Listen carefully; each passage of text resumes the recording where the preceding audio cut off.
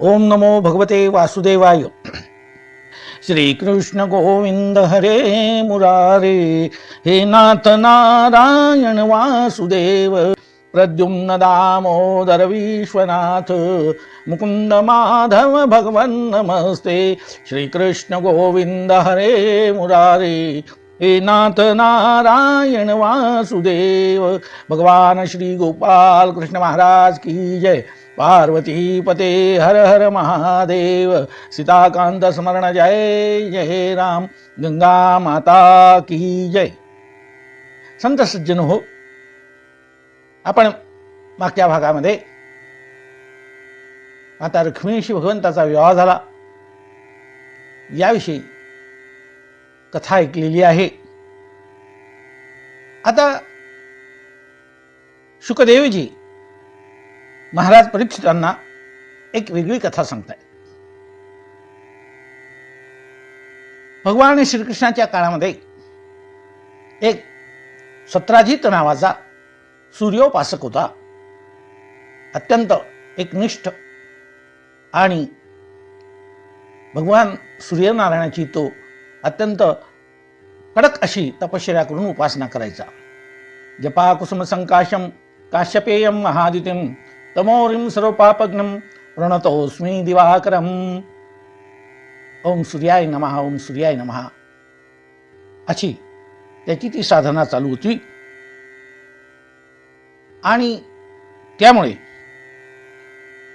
एकदा भगवान सूर्य सत्राजिताला प्रसन्न झाले आणि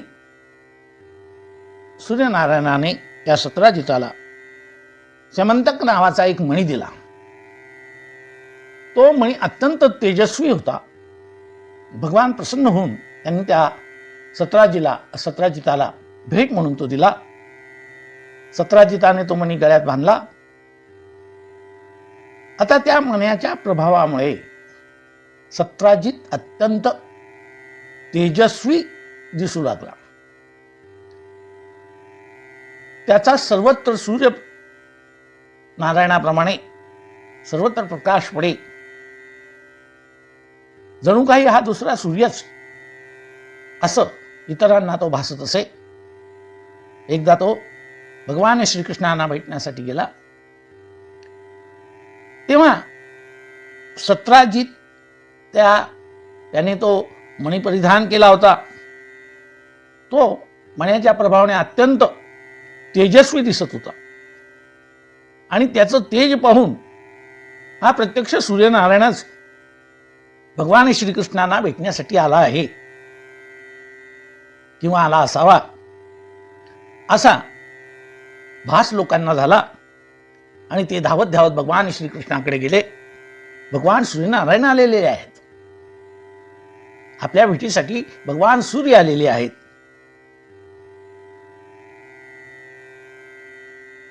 आणि ते म्हणता, एष आयाती सविता त्वां दिदृक्षुर् जगत्पते, मुष्णन् गभस्ति चक्रेण नृणां चक्षुंषि तिग्मुः। हे भगवान जगदीश्वर सूर्य, भगवान श्रीकृष्णा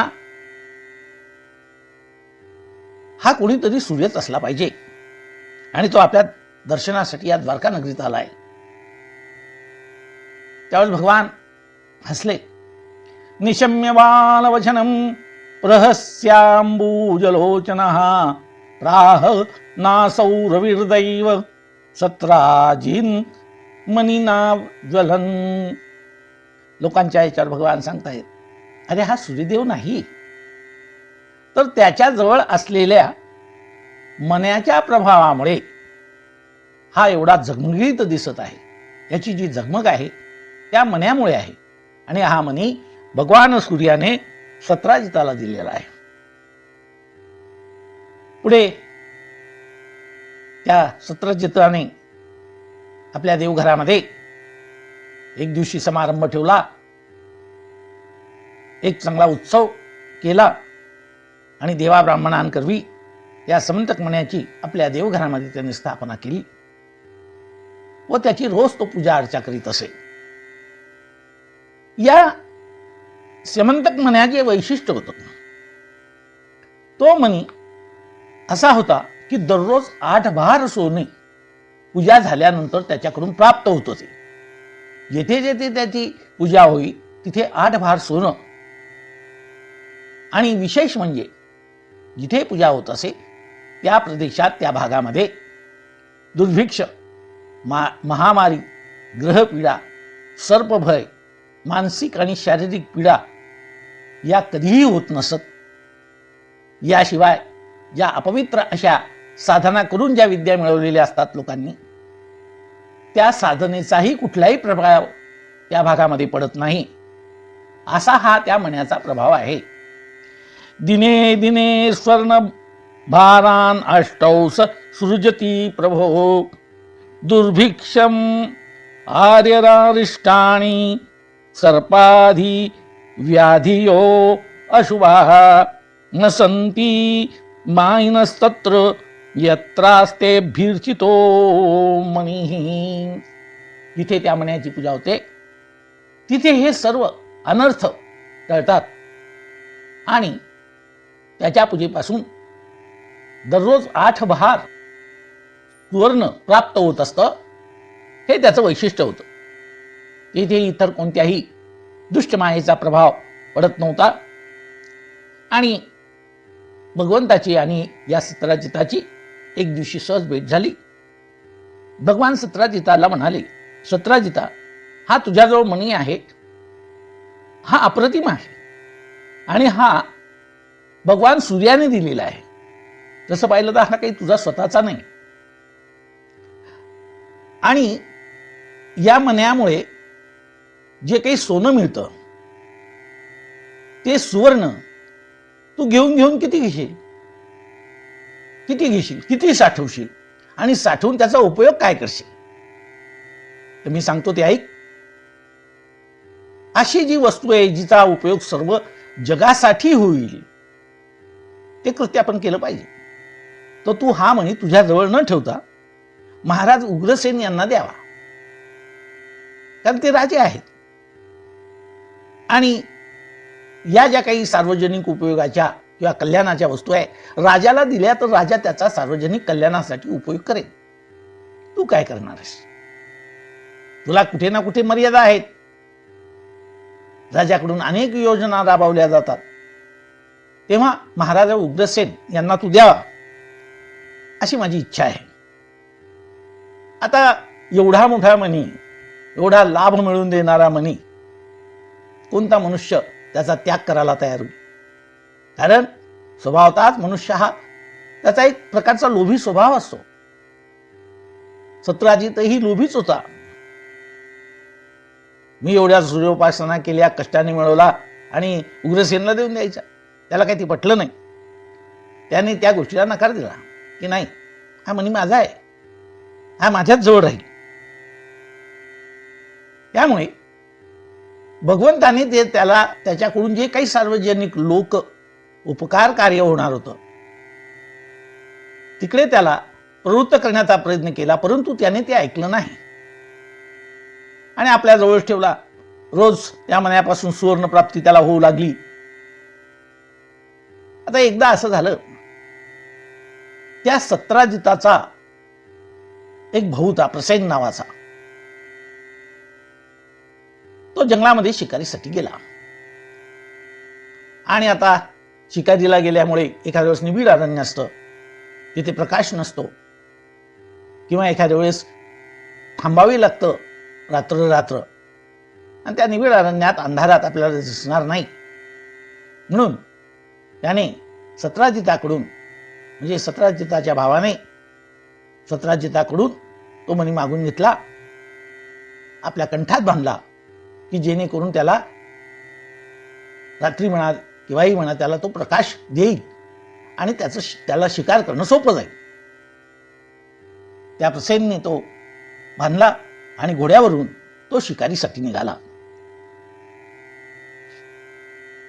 वनामध्ये हा सत्राजिताचा बंधू निघतोय, पण एकदम एक सिंह मागून आला आणि त्याने तो प्रकाश वगैरे पाहिला झगमगणारा, कारण त्याने कंठात बांधलेला मणी होता, आणि सत्राजिताच्या भावाला मारलं, त्या घोड्यालाही मारलं. आता सिंहच होता आणि त्या सिंहाने तो मणी घेतला आणि डोंगरामध्ये एका गुहेमध्ये शिरू लागला.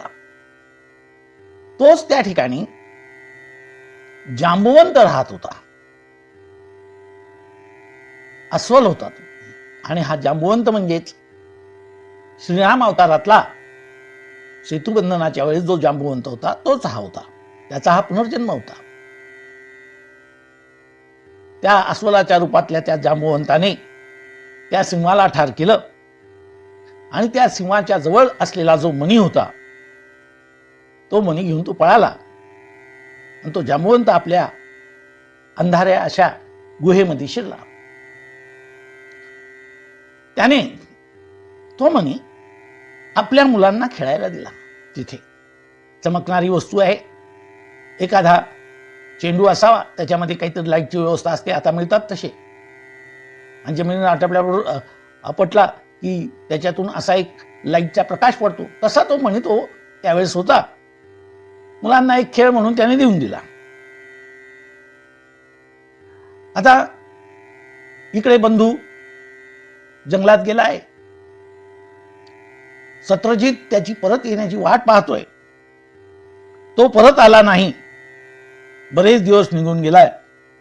प्रायः कृष्णेन निहतो मणिग्रीवो वनं गतः भ्राता ममेति तच्छ्रुत्वा कर्णे कर्णे अजपनंजनः. आपला बंधू परत आलेला नाही.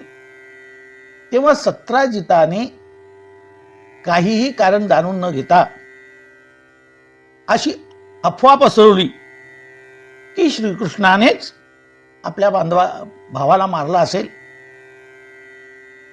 अशी त्याने शंका उपस्थित केली. आणि त्यामुळे त्या द्वारका नगरीत सुद्धा लोक कुजबुज करू लागले. कारण सत्राजिताने भगवान श्रीकृष्णाचं नाव घेण्याचं कारण की आधी श्रीकृष्णाने मागितला होता, आपण दिला नाही, म्हणून कदाचित यांनी तो मणी मिळवण्यासाठी आपल्या बंधूलाच ठार केलं असावं. अशा प्रकारचा कयास किंवा अशा प्रकारची ती एक अफवा या सत्रजिताने पसरवली आहे. आता हा भगवंताला लागलेला कलंक होता. हा भगवंताला लागलेला कलंक होता. आणि आता हा जे काही आपल्याविषयी लोकांच्या मनामध्ये कलंक निर्माण झाला आहे तो पुसून टाकण्यासाठी भगवान श्रीकृष्णाने प्रसेनाचा शोध घेण्यासाठी ठरवलं. काही माणसं बरोबर घेतली आणि ते त्या जंगलामध्ये प्रवेश करते झाले. जंगलात गेल्यानंतर हतं प्रसेनम अश्वं च वीक्ष्य केसरिना वने तं चाद्रिपृष्ठे निहतं वृक्षेन ददर्शुजूर्जनः. जंगलामध्ये प्रवेश केल्यानंतर त्यांना असं दिसून आलं की प्रसेन आणि त्याचा घोडा त्यांना सिंहाने ठार केलेला आहे. तशा खानाखुना त्यांना दिसून आल्या. आणि त्यामुळे भगवान त्याचाही तो एक प्रकारे विचार करतायत. पुढे गेला तर तो सिंहही मेलेला त्यांना दिसला. तिथेही त्या सिंहाच्या खानाखुना दिसल्या. त्या सिंहालाही एका पर्वतावर अस्वलाने ठार केलं आहे असं भगवंताच्या लक्षात आलं आहे. वृक्षराज बिलम भीम मंदेन तमसावृतम एको विवेश भगवान अवस्थाप्य बहि प्रजा. भगवान श्रीकृष्ण बाकीच्या लोकांना सांगितलं तुम्ही बाहेर थांबा. आणि भगवान हे त्या गुहेमध्ये प्रवेश करते झाले. त्या अस्वलाच्या भयंकर अशा अंधाऱ्या गुहेमध्ये भगवंतांनी एकट्यानेच प्रवेश केला. तिथं त्यांच्या असं लक्षात आलं की त्या गुहेमध्ये अस्वलाची मुलं त्या सिमंतक नावाच्या मन्याबरोबर खेळत होती. त्याचा प्रकाश होता. आता भगवान त्याच्यात प्रवेश करते झाले. तमपूर्वम नरम दृष्ट्वा धात्री चुक्रोश भीतवत. मुलांनी एकदम आरडाओरडा सुरू केला, कारण हा कोण अनोळखी मनुष्य आला आहे. हा अनोळखी मनुष्य या गुहेत आला आणि मुलं आरडाओरडा करू लागली. त्या जांबुवंताची दासी ती सुद्धा आरडाओरडा करू लागली. तितक्यात जांबुवंत धावत धावत आला आणि त्याने भगवंताशी युद्ध करायला सुरुवात केली. पहिल्यांदा मोठमोठे पर्वत टाकले, मग झाडं टाकले, मोठमोठे दगड फेकले आणि त्याने त्या अशा आयुधांनी त्यांनी एकमेकांवर प्रहार करायला सुरुवात केली. आता जांबुवंत हा राम अवतारातला असा भगवंताचा सेवक होता. परंतु त्या भगवंताला मनुष्य रूपात पाहिल्यानंतर त्याच्याही मनात शंका निर्माण झाली होती की भगवंत हा मनुष्य रूपामध्ये आलेले आहेत.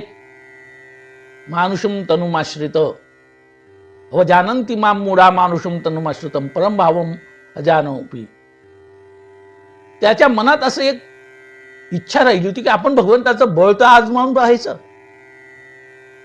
भगवंताचं बळ त्याला आजमावायचं होतं, त्याची परीक्षा घ्यायची होती. आणि त्या काळामध्ये त्या अवतारात त्याला ते शक्य नव्हतं, कारण तो प्रभू राम श्रीरामांचा एक निष्ठ सेवक होता, अत्यंत विश्वासू मंत्री होता. त्यामुळे त्या अवतारात त्याला शक्य झालं नाही आणि त्याची त्या अवतारातली राहिलेली इच्छा कृष्ण अवतारामध्ये भगवंताने पूर्ण केली. कृष्ण अवतारामध्ये जांबुवंताबरोबर भगवान श्रीकृष्णांचा ती लढाई झाली. पर्वतांनी झाली, डोंगराचे हे वापरले, झाडं वापरले आणि शेवटी भगवंताचं बाहुबल आजमावण्यासाठी त्यांनी मल्लयुद्ध सुद्धा केलं. भक्तही भगवंताची परीक्षा घेतात आणि भगवंतही भक्ताची इच्छा पूर्ण करतात, मग ती कोणतीही असो, कोणतीही असो. श्रीकृष्ण हे आपल्या पूर्वायुष्यातील स्वामी श्रीराम आहेत हे त्या जांबुवंताच्या तेव्हा लक्षात आलं नाही. त्यांच्यात ती घनघोर अशी युद्ध किंवा लढाई झाली आणि त्या लढाईच्या किंवा त्या द्वंद्वयुद्धामध्ये, आता द्वंद्वयुद्ध म्हटलं की तेव्हा शरीरावर असे कपडे फार वापरून द्वंद्वयुद्ध मल्लयुद्ध होत नाही. आणि भगवंताने आपलं स्वरूप त्यावेळेस दाखवलं. त्याने ते आपलं उपर्ण बाजूला केलं. मल्लयुद्ध जोरात चाले, एकमेकांना ठोसे लावू लागले, अविरतपणे ठोसे मारत होते आणि सुमारे 28 दिवस हे युद्ध चालले. कारण भगवान युगे 28 विटेवर युहुबा मामांगी रुखमाई दिशे दिव्य शोभा 28 युग, 28 दिवस पर्यंत हे युद्ध सुरू झालं. शेवटी जांबुवंत थकला.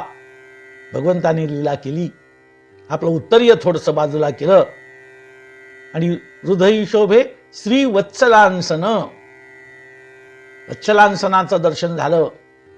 जांबुवंताने हात जोडले, भगवंता. तो शरण गेला, म्हणाला, भगवान माझ्याकडे चूक झाली. जाने त्वाम सर्वभूतानां प्राण ओजस्सहो बलम विष्णुं पुराण पुरुषम प्रभु विष्णुं अधीश्वरम. सर्व जगाताचे आधी आपणच सर्व प्राणीमात्राचे स्वामी आहात, रक्षणकर्ते आहात. आपणच साक्षात पुराण पुरुषात आहात. आपण महाविष्णू आहात. सशंक चक्रम असे धारण केलेले, सकिरीच कुंडलम सहार वक्षस्थल कौस्तुभम असं ज्यांचं वर्णन केलेलं आहे ते आपण आहात. आणि त्यांना नमस्कार केला. हे भगवान, आपणच सर्वाचे प्राण, चराचराचे प्राण, इंद्रियांचं बल, मनाचं बल आणि शारीरिक बल म्हणजे आपणच आहात. तुझ्या सत्तेने वृक्षाचंही पान हलतं, अशी तुझी सत्य आहे. भगवंता, आम्ही शरण आलेलो आहे. पण जीव हा नेहमीच अज्ञानामुळे शिवाला किंवा परमात्म्याला ओळखू शकत नाही. आपणच माझे श्रीराम आहात. आता श्रीकृष्ण रूपाने आपण हा अवतार धारण केला आहे आणि इथे आले आणि माझी पूर्वजन्माची जी इच्छा होती ती इच्छा भगवंता आपण पूर्ण केली. त्यावेळेस अभिस्मृशारविंदाक्षः पाणिनां शंकरेण तं व्याजहार परमभक्तं प्रेम गंभीरया गिरा. त्या जांबवंताने भगवंताला ओळखलं. नंतर त्या कमलनेत्र अरविंदाक्ष हा कमलनेत्र भगवंतांनी आपला कल्याणकारी हस्तकमल, करकमल त्याच्या शरीरावरून फिरवला, त्याच्या मस्तकावरून फिरवला. जांबुवंताला पुन्हा ती ऊर्जा, पुन्हा जी शक्ती जो 28 दिवसपर्यंत थकलेला होता ती सर्वच्या सर्व प्राप्त झाली. आणि परमप्रेमाने त्याला भगवान गंभीर वाणीने म्हटले, हे वृक्षराज, हे जांबुवंता, माझ्यावर द्वारकेमध्ये खोटा आळ आलेला आहे आणि तो पुसून टाकण्यासाठी मी या तुझ्या गुहेत आलेलो आहे.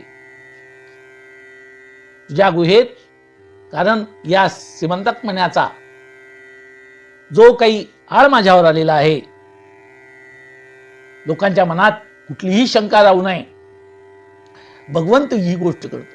रामावतारामध्ये सीतेच्या बाबतीतही भगवंताने सीतामातेचा त्याग केलेला आहे. लोकांच्या मनात शंका नको. भगवंताने असं म्हटलं. जांबवंताने मोठ्या आनंदाने भगवान श्रीकृष्णांचा सन्मान केला. आणि आता काय उतराई व्हायला पाहिजे. आलिंगणे संतांची या दिव्य झाली माझी काया, मस्तक हे पायावरी त्यांच्या ठेवतो. आज पुरले माझे कोडे, बहुता जन्माचे साकडे, कोंदाटले पुढे परब्रह्म सावळेगा. हे परब्रह्म उभं होतं. आता याच्यातून आपण आपला हा उपकार कसा फेडावा. तेव्हा जांबुवंताने आपली जी कन्या होती जांबुवंती, या जांबुवंतीला भगवान श्रीकृष्णांना अर्पण केलं. आणि त्याचबरोबर हा सीमंतकमणी सुद्धा भगवान श्रीकृष्णांना अर्पण केला. भगवान श्रीकृष्ण आणि जांबुवंतांचं या गुहेमध्ये अनेक दिवस जे काही युद्ध चाललेलं होतं, त्यामुळे भगवान बाहेर आले नाहीत. तेव्हा भगवान आले नाहीत, ते बाकीचे लोक परत द्वारकेला गेले. आणि द्वारकेला गेल्यानंतर त्यांनी ही वार्ता सांगितली. त्यावेळेस वसुदेव आणि देवकी हे अतिशय काळजीत पडले. ते दुःख करू लागले की आता भगवान केव्हा परत येईल. द्वारकेतले लोक सुद्धा चित्राजिताला शिव्याशाप देऊ लागले की याच्यामुळेच हा अनर्थ घडलेला आहे. आणि भगवान श्रीकृष्ण सुखरूप घरी परत यावे म्हणून त्यांनी देवीची आराधना सुरू केली, देवीची उपासना सुरू केली. माता दुर्गा देवीची उपासना सुरू केली. त्यांनी त्या ठिकाणी देवीच्यासाठी उपवास, काहींनी तप सुरू केलं, उपवास सुरू केले आणि त्यांनी आरती पूजा केली, उपासना करायला सुरुवात केली. दुर्गे दुर्गट भारी तुझविन संसारी, अनाथनाथे अंबे करुणा विस्तारी, वारी वारी जन्म मरणाते वारी, हारी पडलो आता संकट निवारी, जय देवी जय महिषासुरमथनी हो दैत्यासुरमथनी, सुरवर ईश्वर वरते तारक संजीवनी, जय देवी. आरती केली भगवतीची. देवी भगवती प्रसन्न झाली. जय जय भवानी मनरमणी माता कुलस्वामिनी, 14 भुवनांची स्वामिनी महिषासुरमर्दिनी, ती जगदंबा प्रसन्न झाली. हे अभिनव वाग्विलासिनी चातुर्यार्थ कला कामिनी, ते विश्व मोहिनी श्री शारदा नमली मिया. अशी ही विश्वमोहिनी माता जगन्माता त्या भक्तांना प्रसन्न झाली. तिने आशीर्वाद दिला आणि काय त्याच वेळेस लागलीच भगवान ही नववधू जांबवंतीसह तिथे प्रकट झाले. सर्वांना त्यानंद झाला. इथे आल्यानंतर भगवंतांनी सर्वांना जी काही आतापर्यंत घडलेली हकीकत होती ती सर्व कथन केली. आणि तो म्हणे जो सत्राजिताला शंका येत होती तो म्हणे त्याने सत्राजिताकडे सोपवला. सत्राजिता हा घे. मी घेतला नव्हता बरं, परंतु बोलणाऱ्याचं तोंड धरलं जात नाही. या पद्धतीने भगवंत बोलणाऱ्यांना उत्तरं देत नव्हती. आपल्या कृतीतून त्यांनी सर्व ही उत्तरं दिलेली आहे. आता सत्राजिताला सुद्धा या गोष्टीचं थोडंसं एक वाईट वाटलं. अरे आपण कोणावर आळ घेतला. तो खजील झाला. आपण प्रत्यक्ष भगवंतावर आळ घेतला. आपली बुद्धी किती कोती आहे. आपल्याला कशी काय भ्रांती पडली. आपण असं हे कृत्य केलं.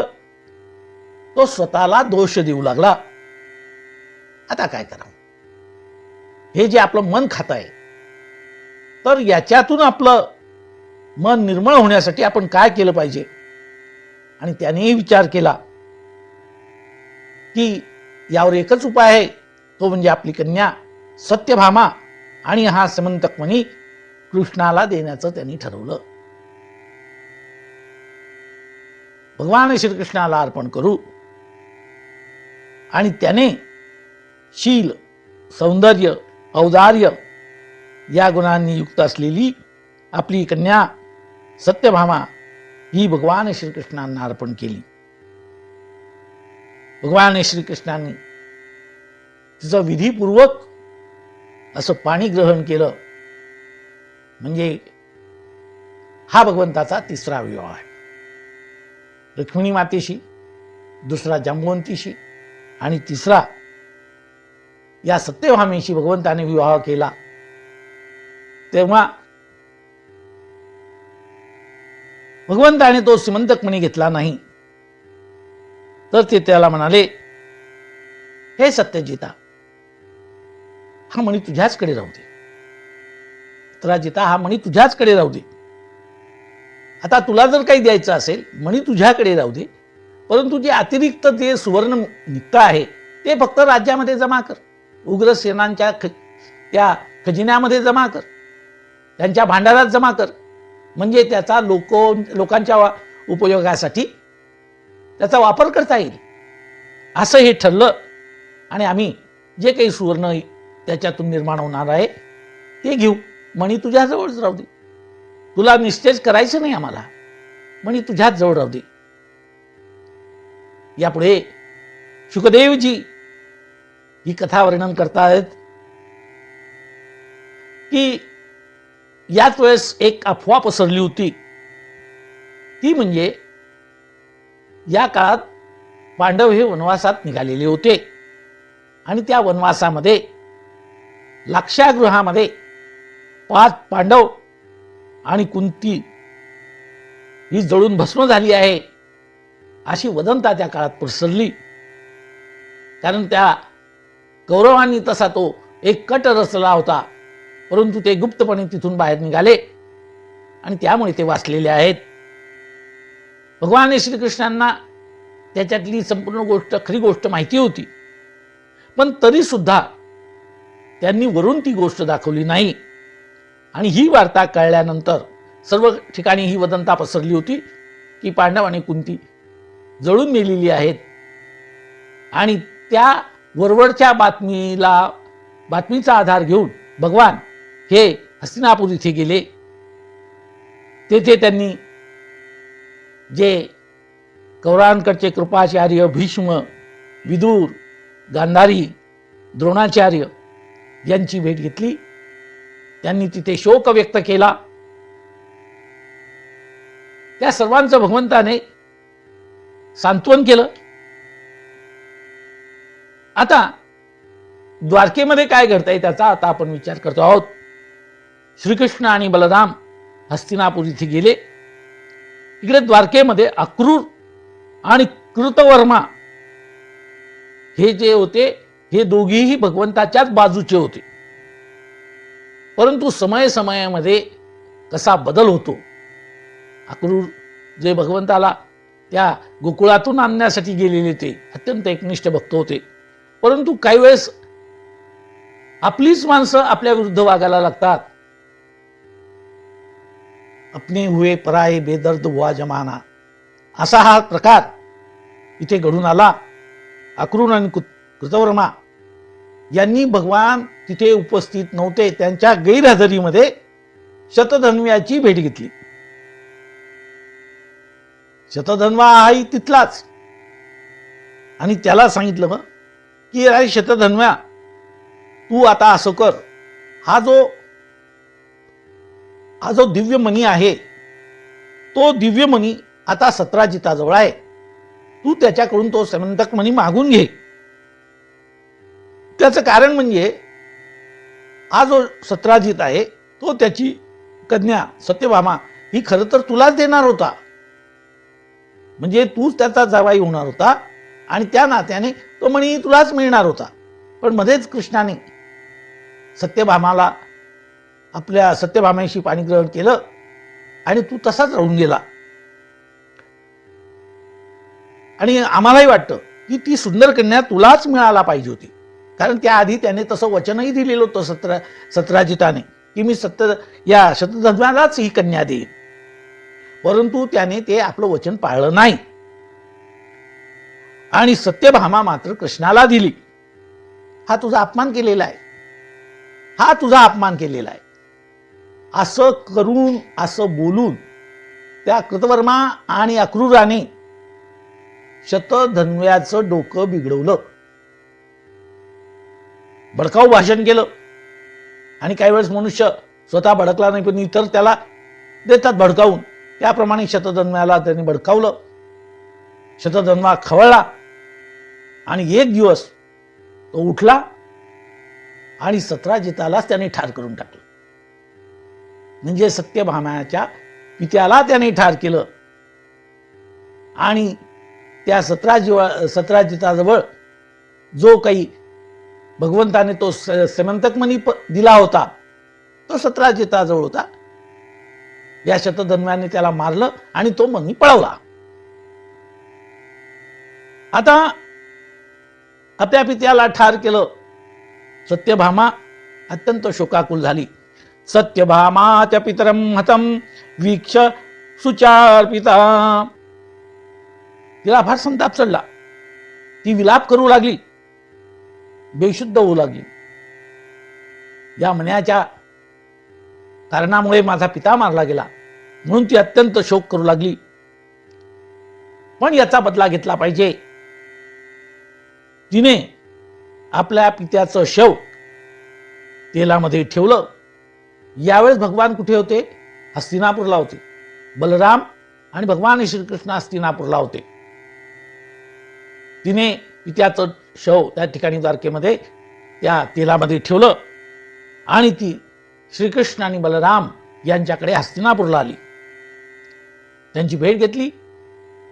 त्यांना ही सर्व हकीकत तिने सांगितली. कृष्ण आणि बलराम यांना भयानक संताप चढला आणि त्यांनी प्रतिज्ञा केली. सत्यभामेला वचन दिलं की आता आम्ही शतधन्व्याला ठार केल्याशिवाय राहणार नाही. शतधन्व्याला आम्ही ठार करू आता शतधन्व्याला ही वार्ता कळली. तो अतिशय घाबरला. आणि आता काय करायचं, आता कसा जीव वाचवायचा, म्हणून तो त्या कृतकर्मा किंवा त्याच्याकडे आला आणि त्यांनी सांगितले की बाबा रे, मला मदत कर, कारण आता भगवान श्रीकृष्णाने प्रतिज्ञा केलेली आहे आणि तो त्याची प्रतिज्ञा पूर्ण केल्याशिवाय राहणार नाही. मला वाचव, मला मदत कर. परंतु यांना भगवान श्रीकृष्णाची शक्ती आणि सामर्थ्य हे पूर्ण माहीत असल्यामुळे त्यांनी हात जोडले. बाबा रे, आम्ही तुला मदत करू शकत नाही, आपण असमर्थ आहोत. त्याने अक्रूराचीही मदत मागितली. अक्रूरालाही सांगितलं की अक्रूरा, तुम्हाला मदत कर आणि या श्रीकृष्णाच्या विरुद्ध मला उभं राहावं लागेल, तेव्हा तू काहीतरी मदत कर, माझे प्राण वाचले पाहिजे.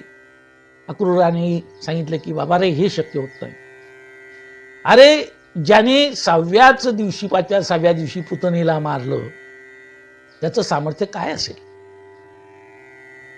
अत्यंत छोट्या बालावस्थेमध्ये ज्याने एवढा मोठा पर्वत आपल्या नुसत्या सहज, लहान मुलं जसे एखादी कावळ्याची छत्री उचलून घेतात तसा गोवर्धन उचलून घेतला, त्याच्या सामर्थ्याची काय मी प्रशंसा करू, त्याचं किती सामर्थ्य आहे याविषयी तुला काय सांगू. ज्याने प्रचंड असा कालिया नाग मारला, इंद्र ज्याला शरण आला, ब्रह्मदेवाने सुद्धा जिथे आपलं शिर नमवलं,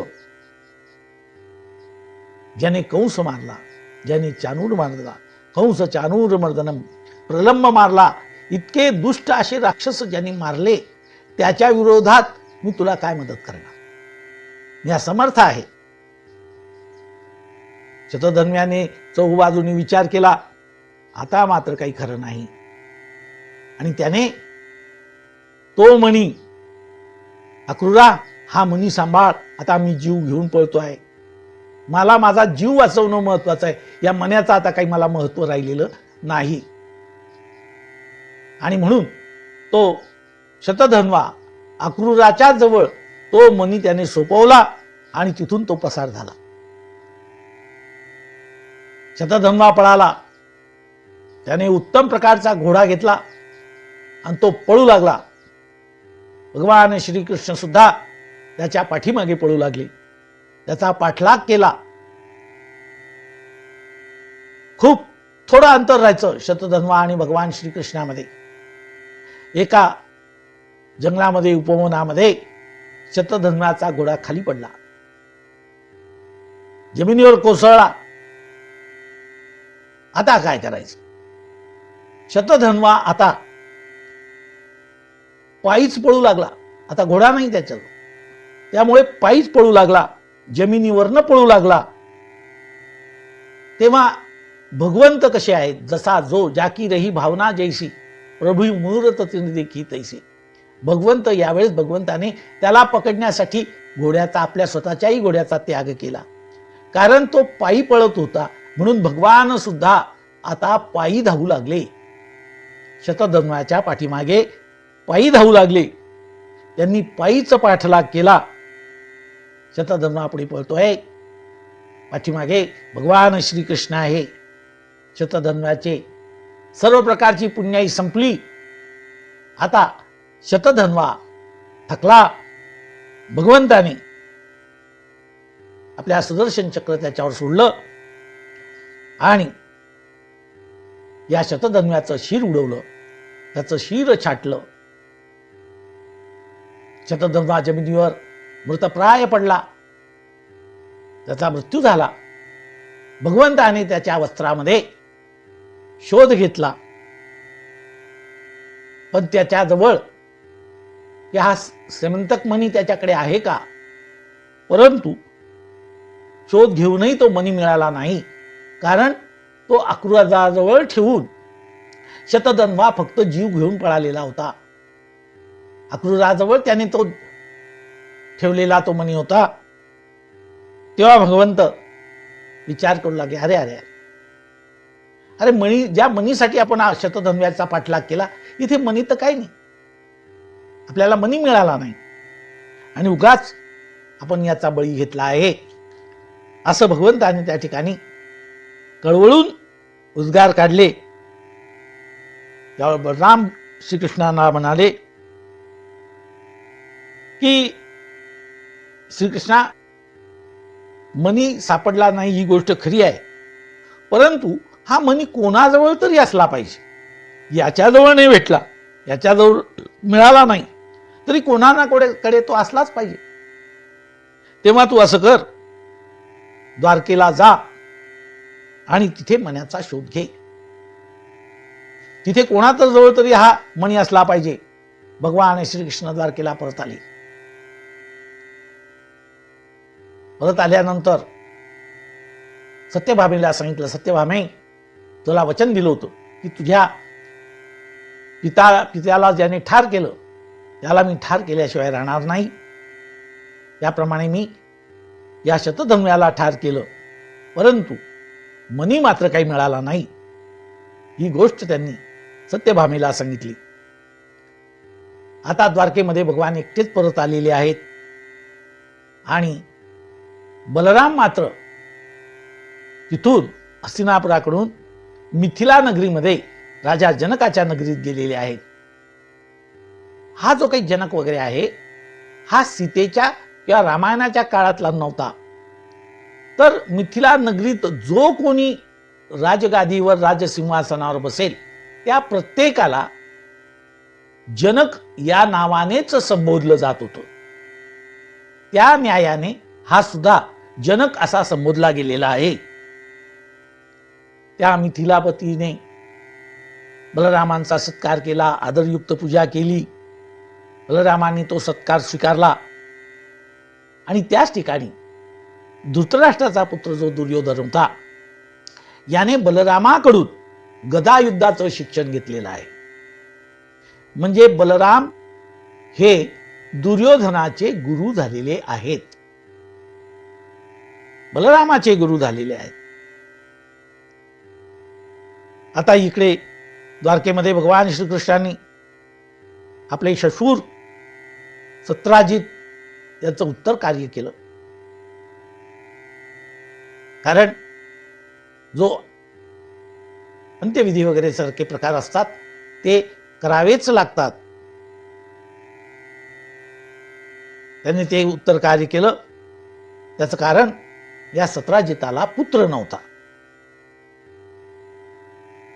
परंतु खरं पाहिलं तर शतधन्वाला सत्राजिताविरुद्ध कोणी भडकवलं होतं, तर अक्रूर आणि कृतवर्मा यांनीच उद्युक्त केलेलं होतं. यांच्या सांगण्यामुळेच शतधन्वा हा श्रीकृष्णाच्या या सत्रजिताला त्याने ठार केलं, सासऱ्याला ठार केलं. आता श्रीकृष्ण परत द्वारकेत परत आलेले आहे हे अक्रूर आणि कृतवर्मा यांना समजलं. ते अतिशय घाबरले. आता काही आपलं खरं नाही, आता नाही खरं. आणि ते द्वारका सोडून तिथून पळून गेले. जीव वाचवण्यासाठी या दोघांनी द्वारका सोडली. एक आहे अक्रूर आणि दुसरा आहे कृतवर्मा. तसं पाहिलं तर अक्रूर हा भगवान श्रीकृष्णाचा एक निष्ठ भक्त होता, परंतु हा अत्यंत पुण्यवान माणूस होता, अत्यंत पुण्यवान होता. आता अक्रूर द्वारका सोडून गेल्यामुळे काय झालं?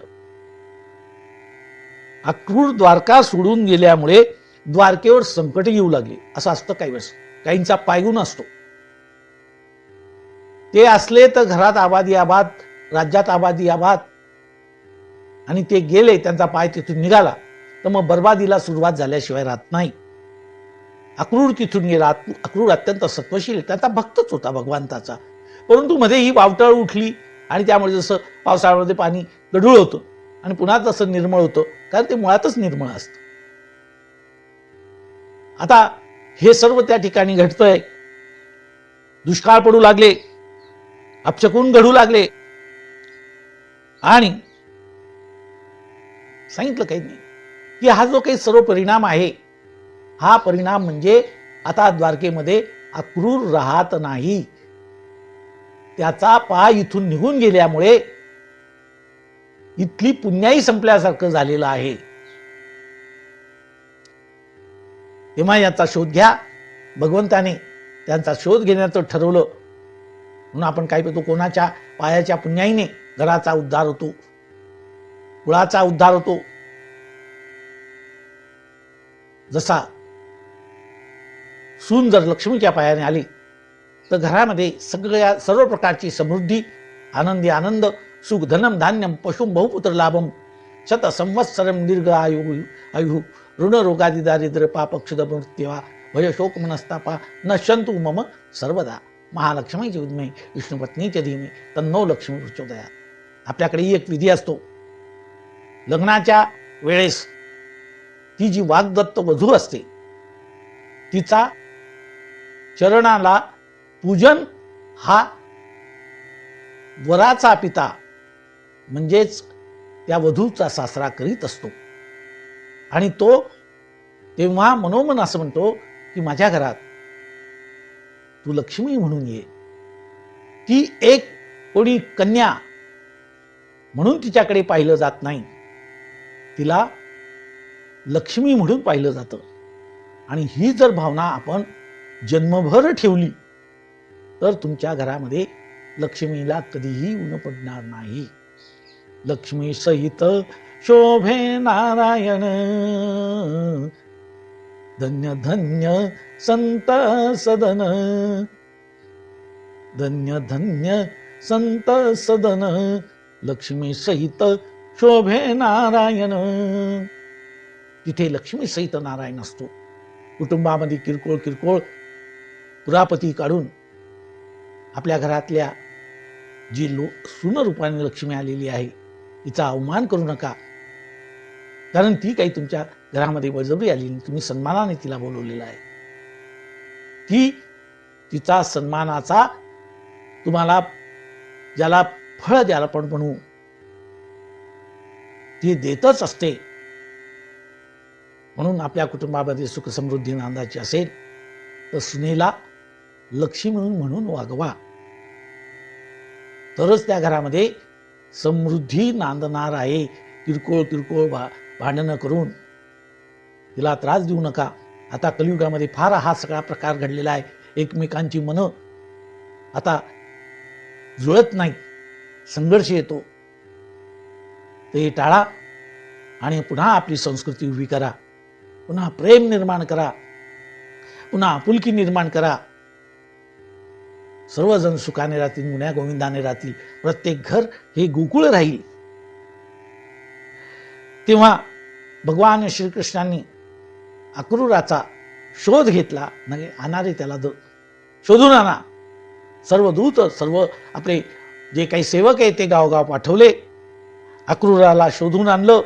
अक्रूर काका परत तिथे आले आणि भगवंत अक्रूराला म्हणाले, अहो दानशूर काका, भरपूर सुवर्ण संपत्ती देणारा जो श्रीमंतक मणी आहे तो शतधर्माने आपल्या जवळच ठेवलेला आहे. ही गोष्ट मला पूर्णपणे माहिती आहे. ही गोष्ट मला माहिती आहे. पण तरी सुद्धा भगवंताने ही मध्ये लीला केली. आपल्या जवळच तो मणी आहे. पण एक लक्षात घ्या, सत्रजिताला पुत्र नाही, त्यामुळे कन्येच्या नात्याने मीच खरा वारसदार आहे असं भगवान सांगताय. कारण आता सत्रजित त्याच्या मृत्यूनंतर त्याची मुलगी ही सत्यभामा आणि तिची जी मुलं आहेत तीच त्याची उत्तर क्रिया करतील. अशा प्रकारे भगवंतानी आपणच सत्रजितानंतर त्याचे उत्तराधिकारी आहोत असं सांगितलं. आणि खऱ्या अर्थाने या मन्यावर आता माझा अधिकार आहे. परंतु एक सांगू का, माझा जरी अधिकार असला तरी सुद्धा आपण व्रतनिष्ठ आहात, सज्जन आहात, तेव्हा काका हा मणी तुमच्या जवळच राहू द्या. कारण तो मणी तुम्हाला सोडून कोणालाही सांभाळणं कठीण आहे. आणि माझे थोरले बंधू बलराम यांनाही तसंच वाटतं. अशा प्रकारे भगवान श्रीकृष्णांनी अक्रूराची समजूत घातली आणि त्यानंतर तो मणी मोठ्या प्रेमाने भगवंताने अक्रूराला समर्पित केला आहे. श्रीकृष्णांनी त्या ठिकाणी तो समंतक मणी आपल्या सर्व ज्ञाती बांधवांची सभा घेतली, त्यांचा समारंभ भरवला आणि त्यांच्या समोर हा मणी पहा, हा मणी, आणि सर्व मण्याचा इतिहास सांगून तो अक्रूराकडे सोपवला. आणि आपल्यावर जो आता मणी चोरल्याचा जो आळ आला होता तो आळ त्यांनी दूर केला.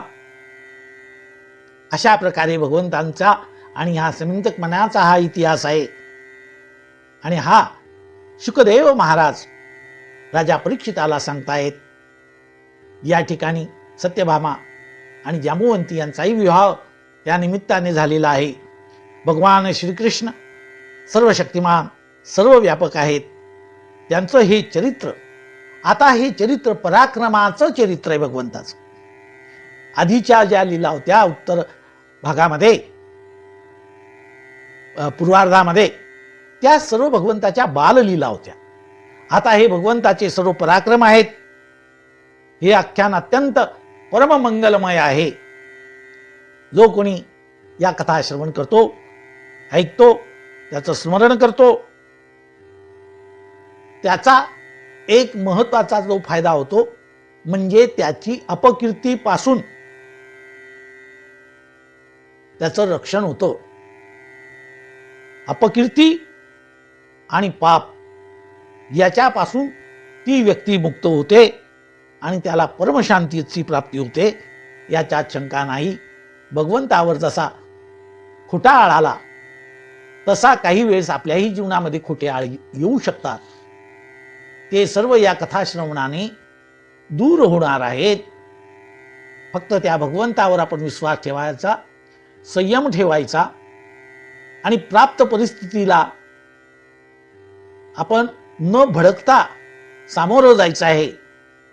शतधन्वा या भडकाऊ बोलण्याला बळी पडला आणि त्याने स्वतःचाच घात करून घेतला.